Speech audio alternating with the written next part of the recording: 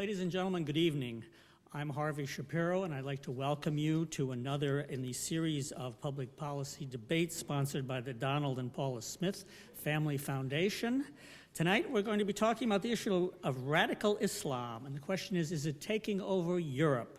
We have two, I think, distinguished and opinionated observers who will offer their views on this subject.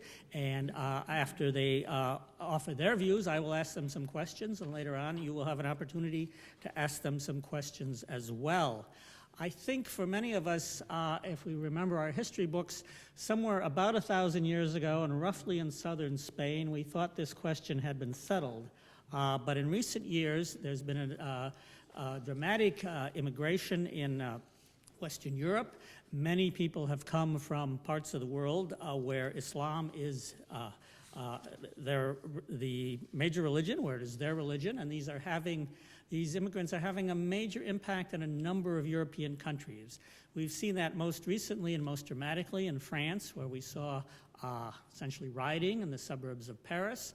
But we see elsewhere from Germany and the UK and the Netherlands and elsewhere in Europe a dramatic shift in the nature of public discourse as a result of the new immigrants and their approach to politics and public policy issues, also in their approach to social issues. The question is what impact this will have on Western Europe and beyond. To share their views with us tonight, we'll be hearing from two people. First, Tony Blankley. He is currently the editorial page editor of the Washington Times. Mr. Blankley has been in the United States for a number of years, coming over as, a small boy, some 45 years ago? I've been about 5 decades.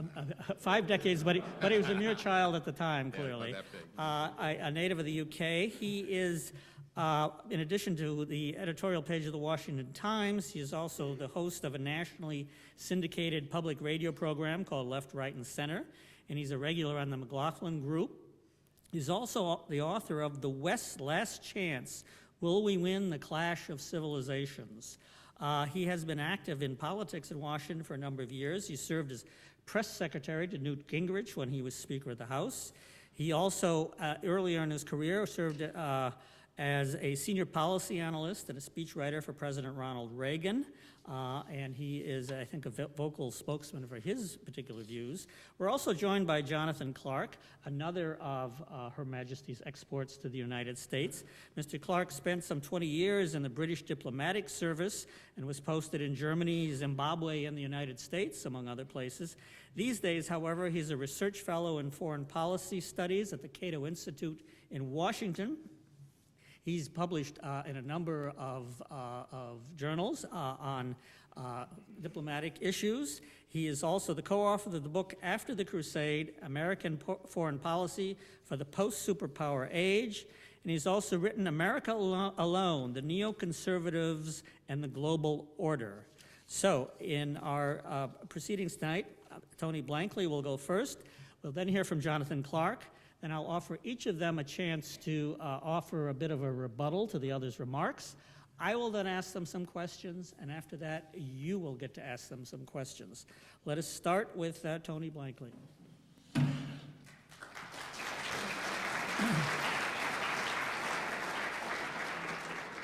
Thank you very much. I appreciate being invited here to discuss this, I think, vital, central topic of our time. He pointed out correctly that I'm opinionated. I do that professionally on television and elsewhere. But in this book, although people may think it's opinionated, I have tried very hard to be as objective as I can and try to describe the reality of the post-September 11th world with as much carefulness to separate out my opinion from what I think is an honest characterization of facts. Now, I am not an Islamist scholar. I'm not an anti-terrorism expert. I'm a politician turned opinion journalist. But I've sought out, for the last 4 years, what I judge to be the best experts in the field, the best scholars. And I particularly chose not to quote any neoconservative scholars. I relied on French, Danish, Dutch, and British scholars, precisely because I didn't want people to accuse me of cherry-picking my experts in this debate, not this debate tonight, but the broader debate. The thrust of my argument is that the threat that is posed to us from radical Islam is not merely, although it would be bad enough if it was, bin Laden and al-Qaeda. It's a huge problem. As much effort as we've made, we have not got the better of it. It remains a huge problem. But that's only a symptom of the larger threat and challenge, which is the ferment that has been growing in Islam for the last half century and has reached in the last 10 or 15 years a dangerous level. Until about 10 or 15 years ago, these ideas which had been articulated by people like Sahib Qutb, who brought in the idea in the late 40s of using terrorism as a way to advance radical Islamic political objectives, was pretty much restricted to intellectuals and handfuls of professional terrorists and their support groups. But in the last 10 or 15 years, it's been reaching out. And I think, by the way, there's a connection between the emergence of the internet and the reaching out to increasing numbers of grassroots Muslims around the world with this radical ideology. This, by that, I say, this is a secular book. I make no judgment. I'm not a theologian or an Islamic scholar. I don't make no judgment on the inherent nature of Islam. I've read the Quran several times, and I don't pretend to be an expert. I've read the Bible more times, and I don't pretend to be an expert there either. What I have noticed is that most religions have more than one view, and each side believes they have the one true interpretation. But what I'm focusing on are the ideas and actions of individuals and groups, whether they interpret correctly or incorrectly their faith is beside the point. This is a secular political analysis I'm trying to bring to bear. And give you just one piece of polling data to give you some sense of the growing reach of the radical ideology. And this was in the Guardian paper in Britain last year, which is the leading left-of-center paper in Britain, anti-Blair, anti-Bush. They polled a representative sample of the 1.5 to 2 million British Muslims and found that 86% were against the use of terrorism against the British government, which, if you invert that number, means that about 1 in 10, at least responding anonymously to a poll, would support the idea of using terrorism against the British government, a country that many of them are citizens of, many of them have been born in, and in most cases, at latest, the grandfather or grandmother would have been the person coming to Britain. Another 30% would never commit terrorism themselves, don't believe in it, but would never assist. This is, once again, what they said anonymously to the pollsters, would not assist authorities in terrorist investigations regarding people, their co-religionists. And then 60% would prefer to live under Sharia law, that is Muslim law, rather than under British law. Now, I've been in politics a long time, and I know one poll is reliable. Cut those numbers in half, cut them in a third. You can see we're no longer talking about trace elements of people, just no longer handfuls of people, but it's beginning to get real reach. There's a big struggle going on particularly in European Islam, between those who believe that they should integrate into the civilization of their host culture, those who want to isolate themselves, and then those who actually feel that they're obliged to convert the host culture. And while the polling number I cite showed that for a year before, 40% were integrationists, and then it had come down to about 30% a year later. So the trend line is towards a radicalism. The trend line is towards, at the minimum, excluding themselves from society.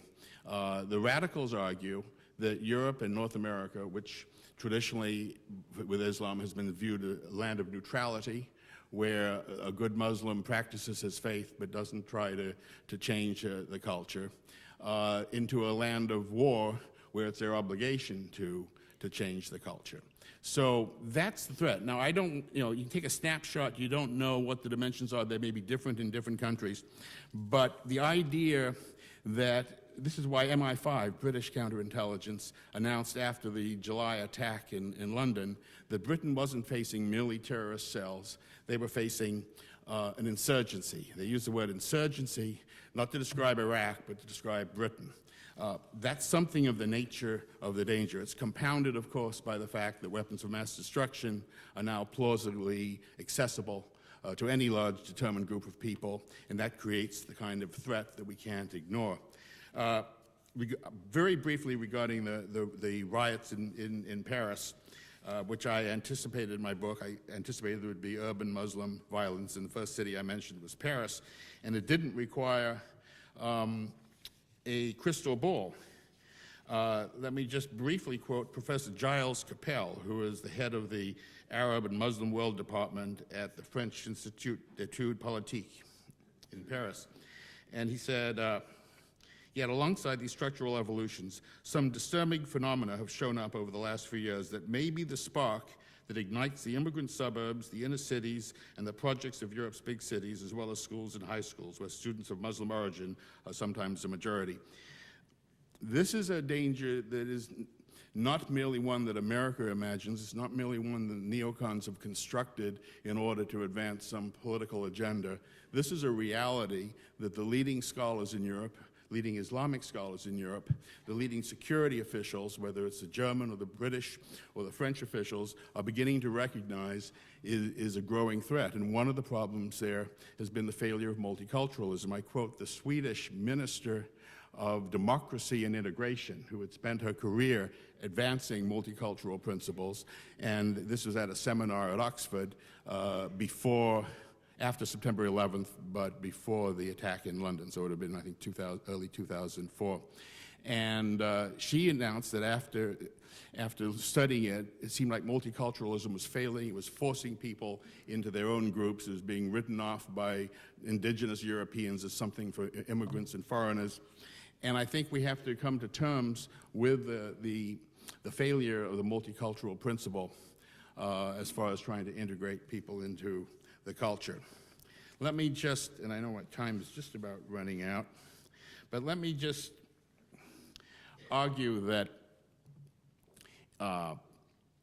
we cannot ignore these problems because it's politically incorrect to talk about it. And this is one of the great problems. We in the West tend to look through the prism of materialism. That's why most of the commentators about the Paris suburbs riot said, well, this is just about poverty.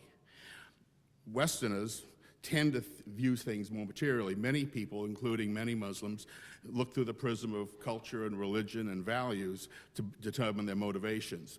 The riots in Paris were not all about ideology, and I don't suggest that for a minute. Obviously, young men who are poor is a wonderful group of people to try to exploit and manipulate. But the fact that they were not all pure ideologues doesn't suggest that this is not an element of the danger. What happened in the denouement of those riots was that radical Islamists stepped up and negotiated between the rioters and the French government to bring a peace. People may think that's good news, but it empowers the radicals within the Muslim community there, and they will be coming back for more. So the peace is only a short-term peace, and we should expect more problems coming along in the future.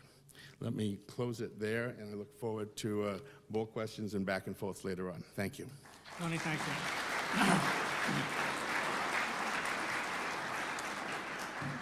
Let's hear now some opening comments by Jonathan Clarke.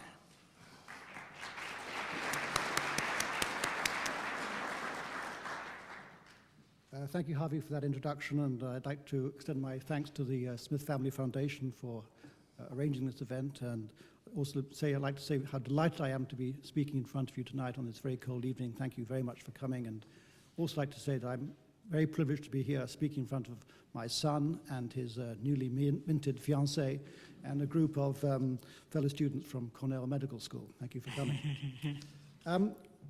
What I would like to add to Tony Blankley's remarks is that, as you can hear, I come from the same motherland as himself, but of a rather more recent vintage. But I also share with Tony a conservative background. In fact, in 1970, I outraged my contemporaries at Oxford by voting for Ted Heath, then the Conservative candidate who eventually took the United Kingdom into the European Union. And I did so because at that time I thought that British conservatism did have time for engaging in transnational structures in a constructive and engaged way.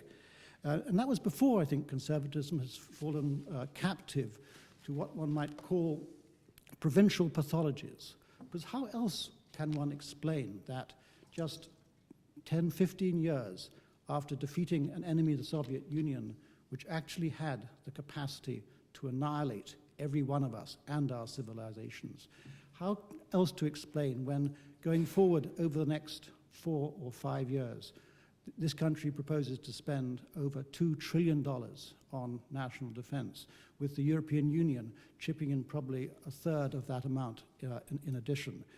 Between us, we have over 60% of the world GDP. Our culture is obviously extraordinarily attractive to right around the world. How is it then that tonight we can be talking as though our civilization was on the brink? I just don't think that is the correct way at looking at this problem.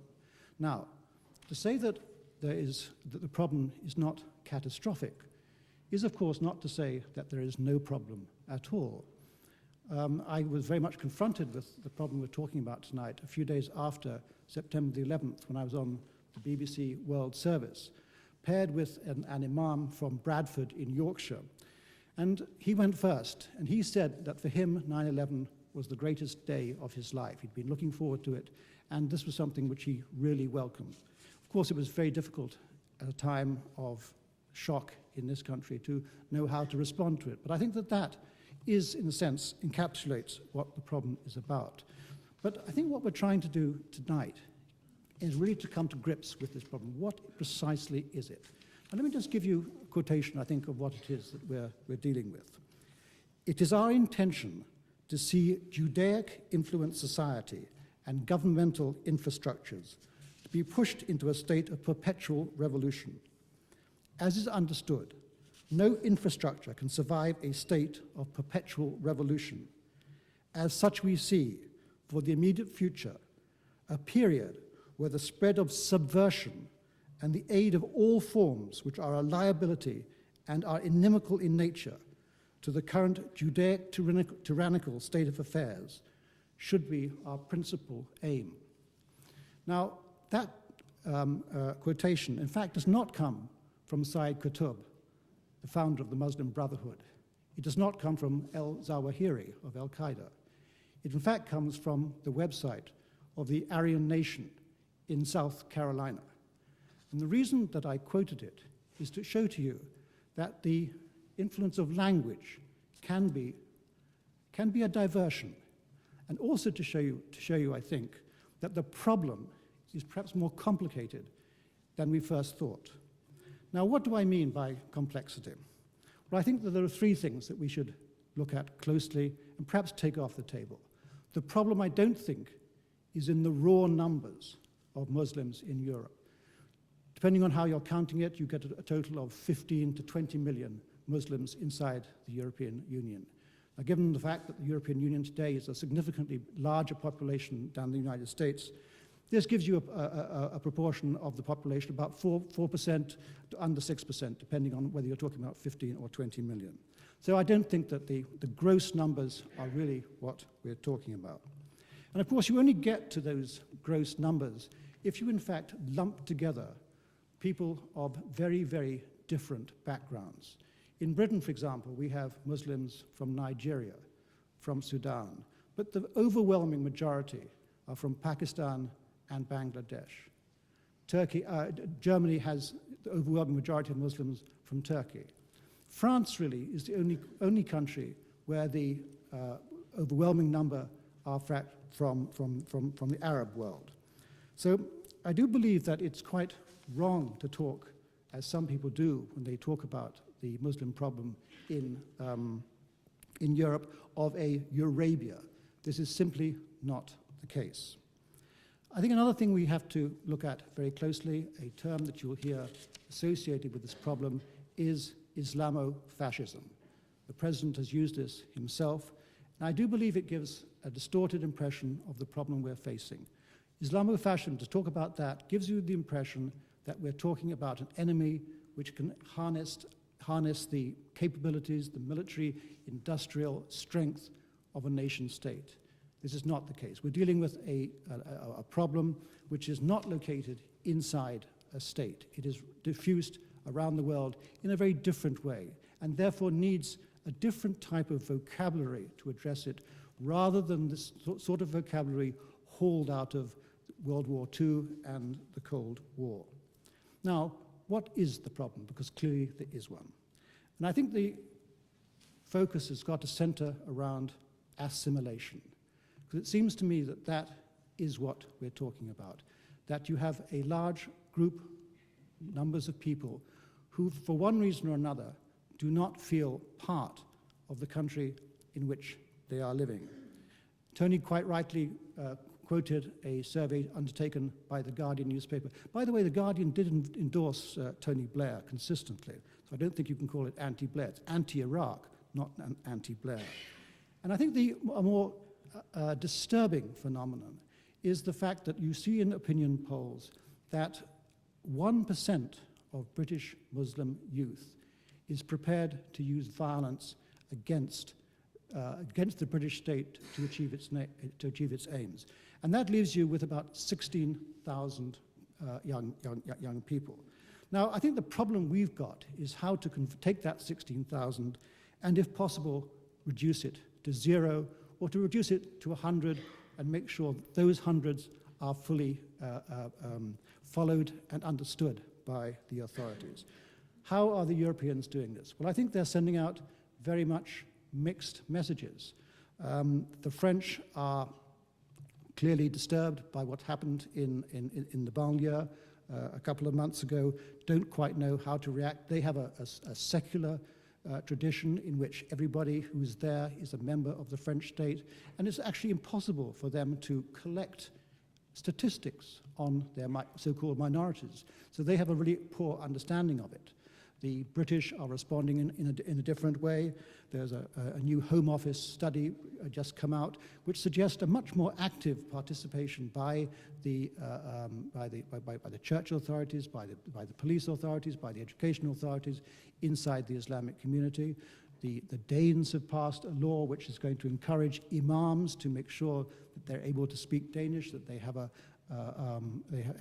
connections with the Danish population. So you can see that I think there are very different approaches going on in Europe. But this does bring home to me, I think, that the United States has got a great deal of experience to offer in this regard. I think there are possibly three things that the United States can sort of show to Europe in integrating a very diverse population. Firstly, social mobility. It's clearly easier for an immigrant here to climb up through the social ladder without finding that his name or where he lives puts him out of a job. Secondly, the economy here is a lot more dynamic than in Europe. You've got a job creation on a scale which, in a sense, is almost taking care of some of the problems that we're seeing in Europe. And lastly, I think you have to say that the social measures in place here, things like affirmative action, have in fact helped to, whether you see them as difficult in an individual case, if you apply them across the breadth of society, affirmative action has addressed this problem in a fairly positive way. But the most key thing that I think that the United States has done in an advanced industrial democracy is to show that the church and state is separate. I just think of why the United States, why so many people came to the United States originally. They came fleeing the 30 Years' War in Europe, where Catholics and Protestants were slicing each other up in the most terrible way. And that is a motivation, I think, behind this tremendously successful constitutional measure of separating church and state. And that's why I feel it is very difficult today that some Americans are suggesting that somehow religion should go back into the way that Europeans start practicing their politics, that nationalism should take a higher role inside European politics. If you think of what has been the outcome of that fateful combination of nationalism and religion, and the sense of the working class in Europe being downtrodden, that is something which I think we have to be very wary of urging on the Europeans. And lastly, I would say, what is it that is, why are we in this game? It seems that we're in this game, if we do call it a clash of civilization, which I in fact reject, we're in it because of who we are, and that is, I think, one word that you can sum up the Western moral advantage, I think, is tolerance. Thank you.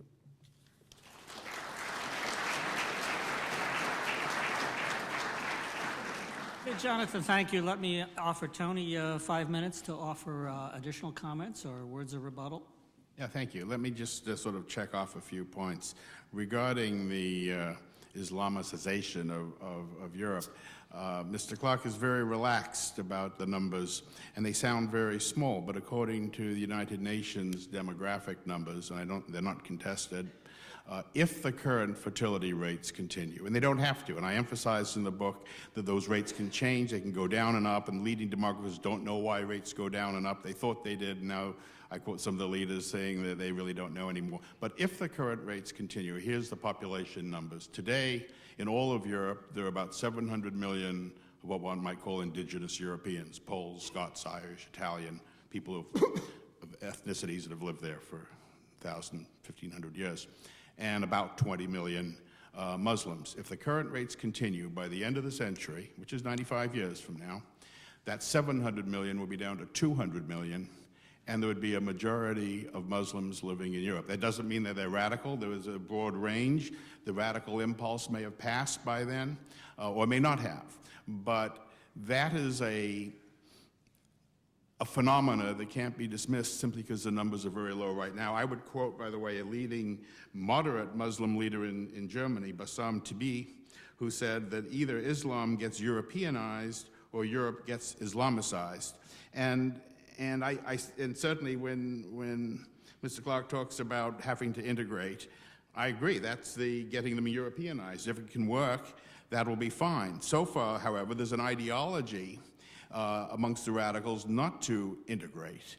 And so while I agree that Europe has a problem with embracing immigrants, and they can learn something from us in America, America obviously is historically and continues to be a land that more willingly embraces immigrants, notwithstanding our shortcomings in that category from time to time.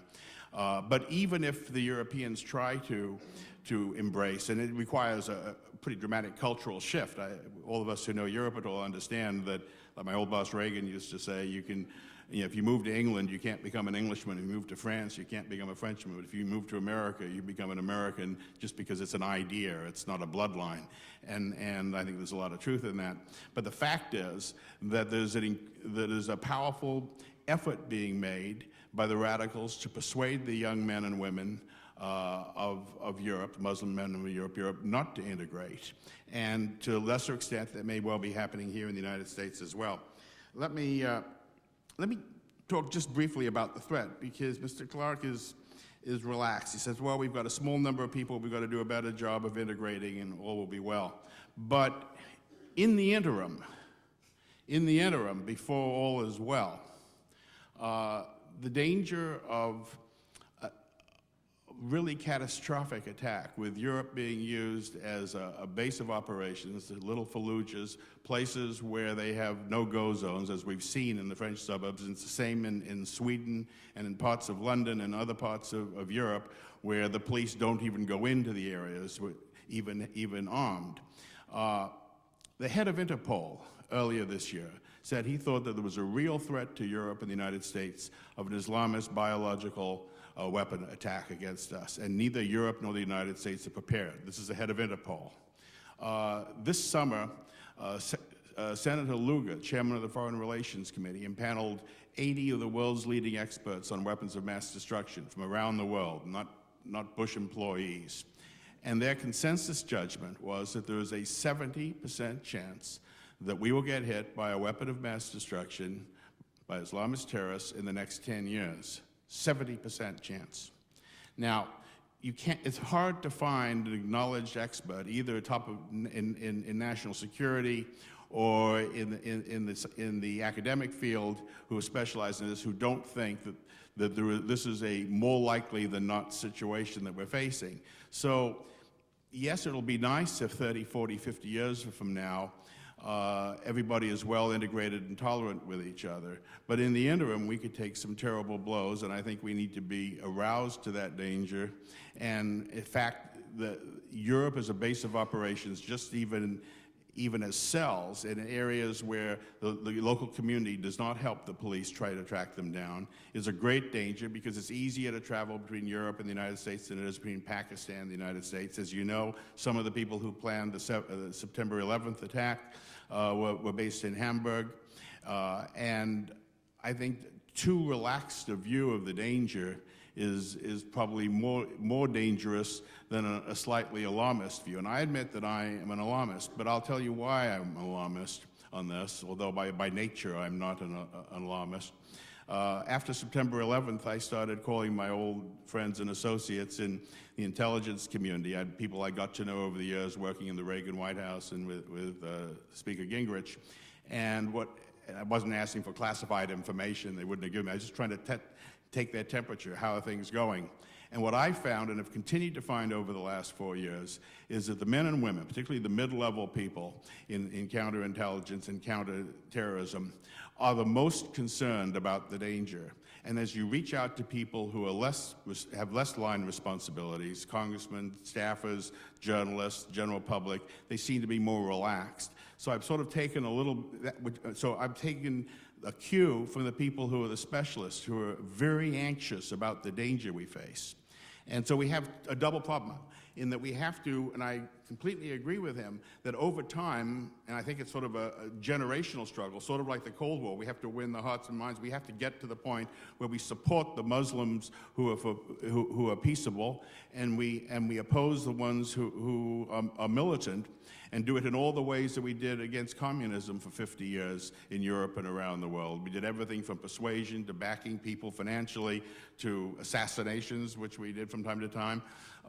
Every range of option needs to be used to strengthen the voices of peace in Islam. But we can't simply do that without also being aware that until that day comes, we've got a real danger that we have to face here in the United States as well as in Europe. Okay, thank you, and let's hear.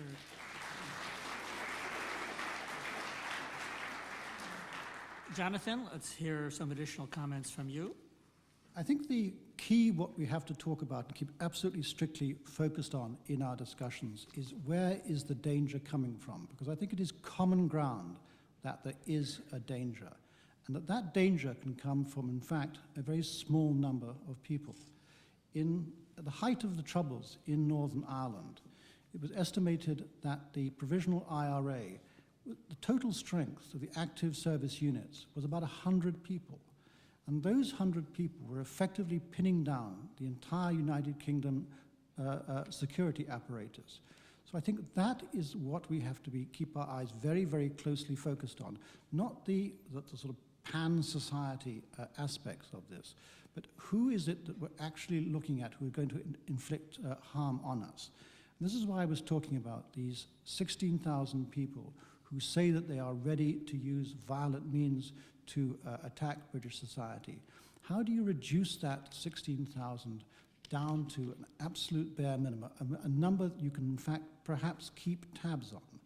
And I think that the way you do that is completely the opposite of assuming that there is somehow a clash of civilizations between these two groups.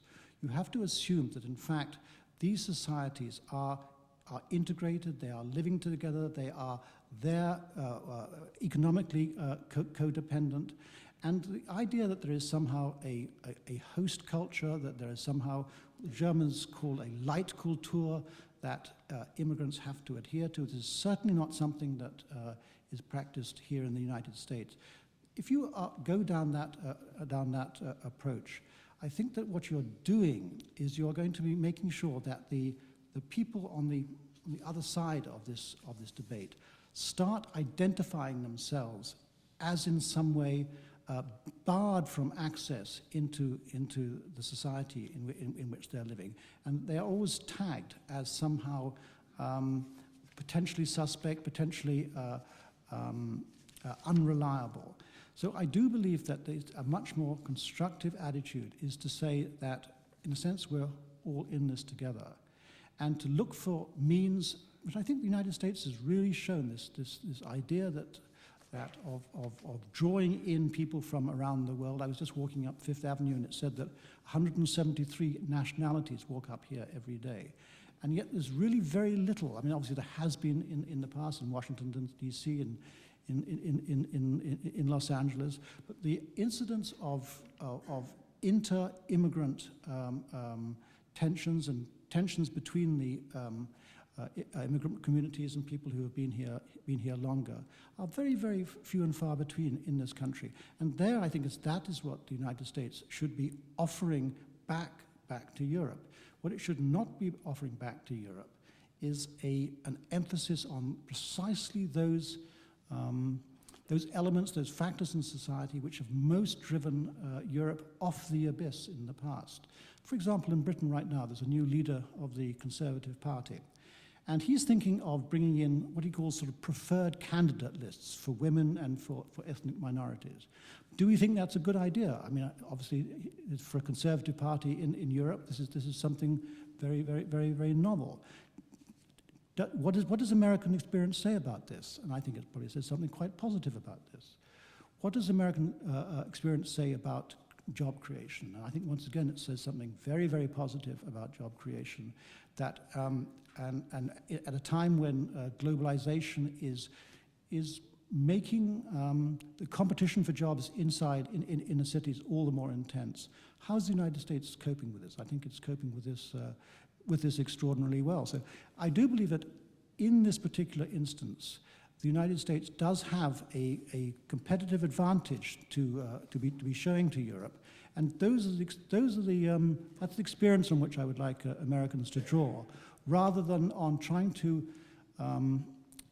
push Europe back to an age where I think that if we do push them in that direction, we will see the tensions and the fault lines deepen much more than we would wish.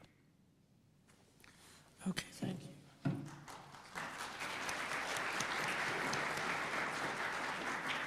I'm going to stand up here where I can see both of our panelists, and I'm going to ask them to elaborate on a couple of issues. First, both of you are immigrants.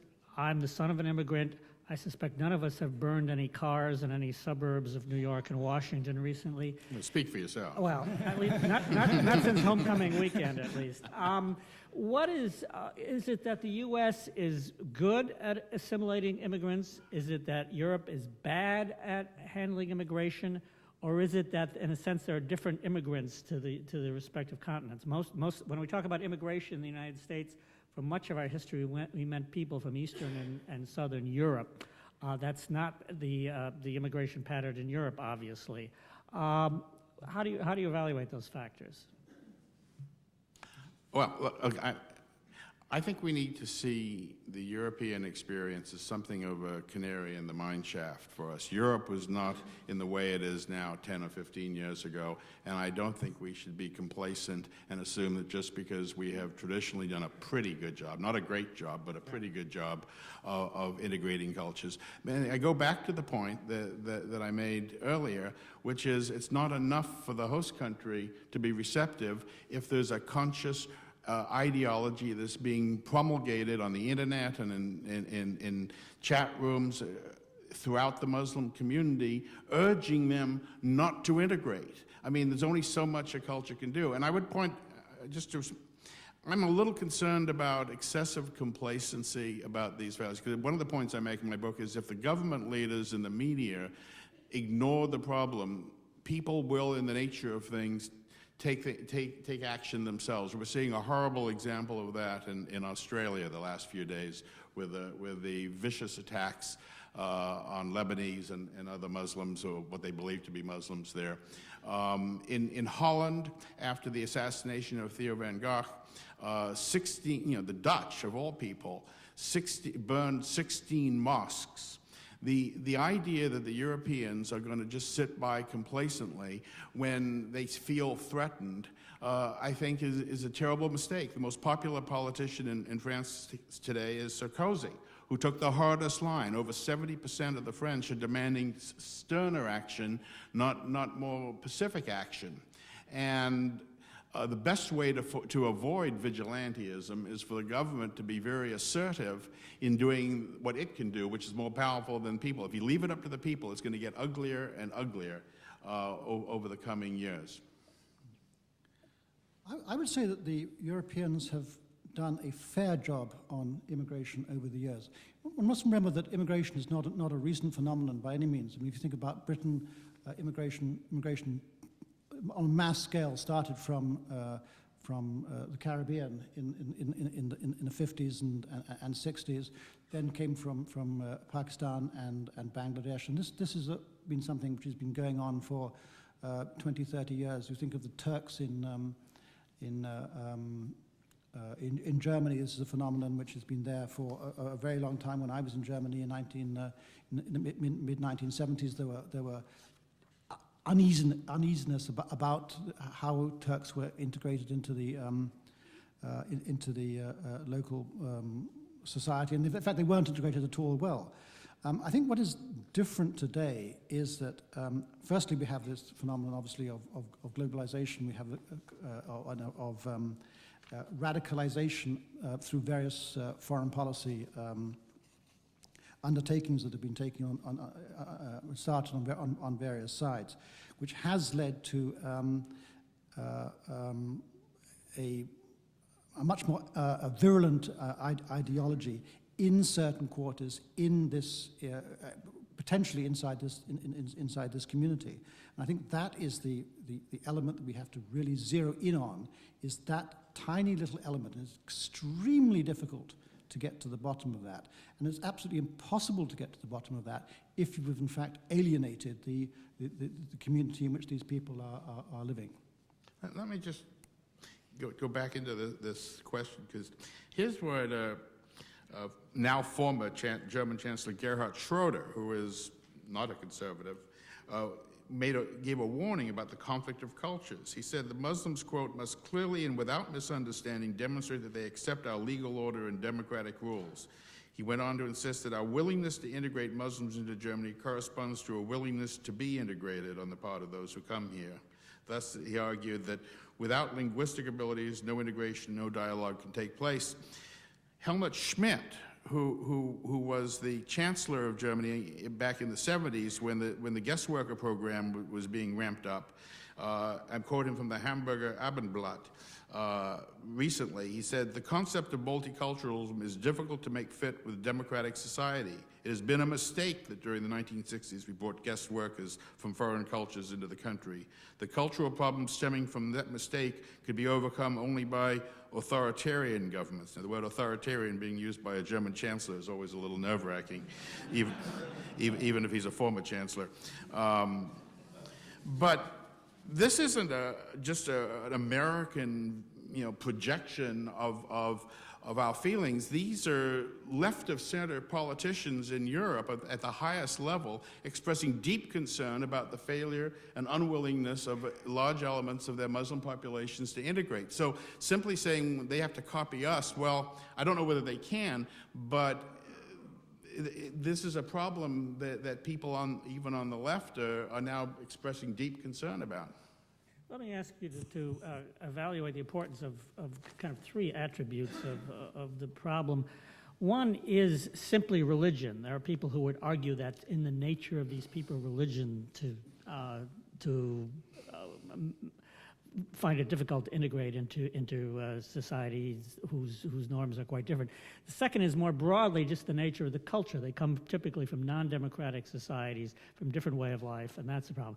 The third is kind of the economic argument. Everything would be fine if they could just find a job and they would prosper and they'd then be just like everybody else in Western Europe and all live happily ever after. How would you rate those three variables? Well, on the question of religion, it's an interesting point you raise, because in a largely secular society, deeply religious people of any faith have some trouble feeling comfortable in it. You can find that here in America with evangelical Christians feeling uncomfortable in the general culture and criticizing it. You know, many would say with good reason. And because Islam, for so many Muslims, and admirably, their faith is central to their lives. It's not on the margin. It's not just being practiced on Sundays or Saturdays, but it is the defining force. It's harder to be complying with your faith when it is central to your life and living in a culture that is broadly secularized, as both ours and Europe's is. So that is an inherent problem, I think, and given the centrality of religion for so many Muslims, and of course not all Muslims are. I was giving a speech to the Baltimore Council on Foreign Relations on this topic, and a gentleman stood up and he called himself a secular Muslim, and I've seen statistics that maybe only 40% of Muslims practice their faith. So it's not we have these images that it's across the board, but like everybody else, there are some who practice it. But I think a higher percentage find it central to their lives than probably currently Christians and Jews in America and Europe do. So I think that's a real problem. As far as jobs and economics are concerned, I don't think that jobs trump ideology. The bombers in Britain, who were British citizens, born in Britain, they had middle-class jobs, but they still felt inclined to want to blow up the subway and the bus. Muhammad Atta, son from a very privileged background, professional parents, well-educated. Once again, I go back to what I said earlier in my opening remarks, that we tend to see everything through the prism of materialism here in the West, and we assume it must be money that's driving people, or the lack of money. But in fact, they can have good jobs, come from comfortable families, and be strongly motivated to drive airplanes into buildings. Mm-hmm. Jonathan? I think we're perhaps slightly thinking ourselves into a situation which doesn't in fact exist, because I think in fact that Muslim communities in Europe are in fact relatively well integrated. I mean, they're not perfectly integrated, and you've got certain cities throughout the European Union which are so-called majority Muslim, but I don't think that means that they are somehow different, alienated from the rest of society. The alienation is really coming from, I think, from young people who feel that they are unable to make their way in the society in which they are living. And that so comes back to your question about jobs and about the economy. I think that what we're seeing today is this new element of the pressures of globalization are putting downward pressure on wages inside industrial societies, which means that people who are coming to Europe are finding it very, very tough to get ahead. And therefore they are alienated because of their lack of economic success, which may well be their own fault. They don't speak the language properly, they don't have the correct skills, so it's not by any means excusing them at all.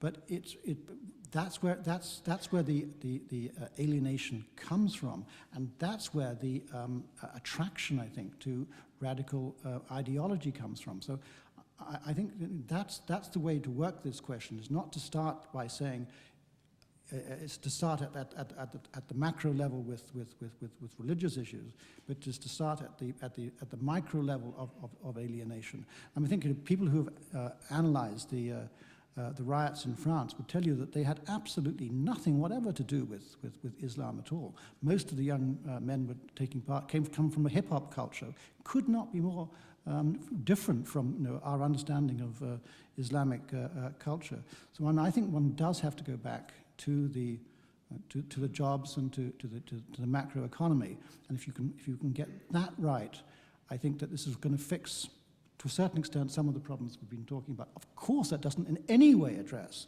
the influence of radical ideologies whose motivation is completely separate from anything we've been talking about.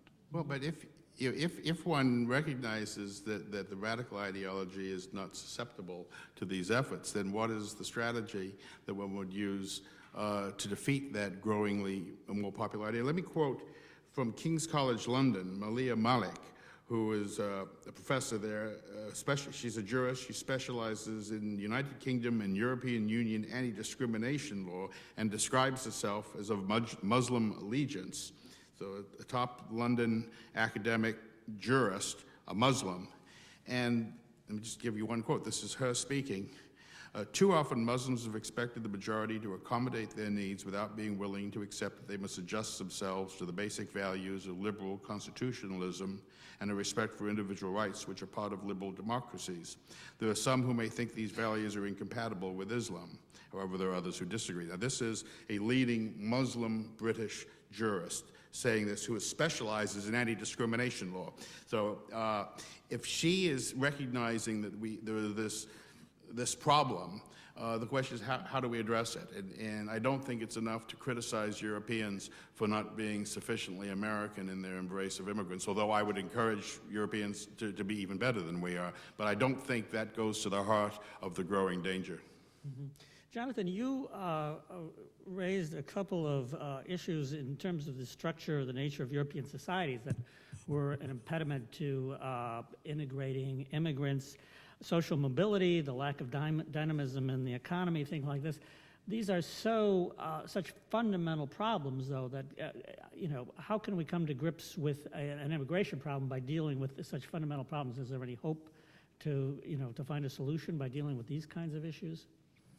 Well, I mean, I think this goes to the heart of the desirable response to the problem that we've been talking about tonight. That if we are going to take these new waves of immigration from various parts of the world, and we have to keep on emphasizing that when we talk about Muslim immigration, I think perhaps setting ourselves up that we're talking about a single phenomenon. This is a very, very diverse number of people from a very, very diverse range of interpretations of Islam. So I think the idea of lumping it all together is something which is dangerous analytically.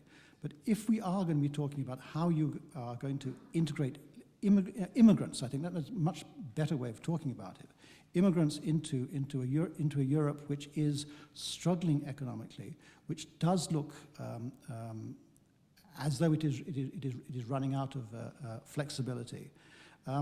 These are the issues that you have to somehow work upon, and whether they will be the solutions to the problems we're talking about. I mean, probably they'll be very, very long term about it. But I would say that, and I emphasize, I think they are separate from the other problem. And I think it's absolutely analytically essential to keep these problems separate. One is the integration and assimilation of large numbers of people into society. And the other is the isolation of people who have irreconcilable differences and the means to put those irreconcilable differences into practice. And that, of course, is where you start talking about your hard power. And what we've been talking about is soft power today, but hard power is an alternative way of analysis. But I do believe that, in response to your question, the freeing up the ability to move through European society. I mean, where you're educated is such an important thing in European society. If you don't go to the right school, the right university, you're in lifelong deep trouble in some societies, and that's the sort of thing that, of course, it's not going to unlock the magic solution to all this, but emphasis on social mobility and on economic development at the bottom tier, I think is going to be something which Europeans are going to have to concentrate on.